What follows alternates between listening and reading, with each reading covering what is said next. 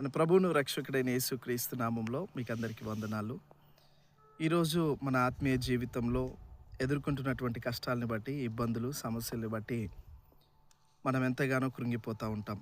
కానీ దేవుడు మాట్లాడుతూ ఉన్నాడు. హగ్గయి గ్రంథము 2వ అధ్యాయము 19వ వచనంలో, ద్రాక్ష చెట్లైనను అంజూరపు చెట్లైనను ఫలించకుండా ఉండెనా, అయితే ఇది మొదలుకొని నేను మిమ్మల్ని ఆశీర్వదిస్తానని అక్కడ దేవుడు మాట్లాడుతూ ఉన్నాడు.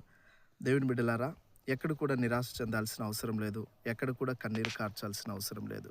ఆ దేవాతి దేవుడు అన్నీ చూస్తూనే ఉన్నాడు. నీ యొక్క జీవితంలో ఎదుర్కొంటున్నటువంటి ప్రతి సమస్యని ఆయన చూస్తూ ఉన్నాడు. కనుక నీవు నమ్మి విశ్వసించి ఆ దేవాతి దేవునికి ప్రార్థన చేసినట్లయితే ఖచ్చితంగా దేవుడు హగ్గయి గ్రంథము 2వ అధ్యాయము 19వ వచనంలో ఆయన వాగ్దానం ఇచ్చినట్లుగా ఇది మొదలుకొని మిమ్మల్ని ఆశీర్వదిస్తానంటున్నాడు.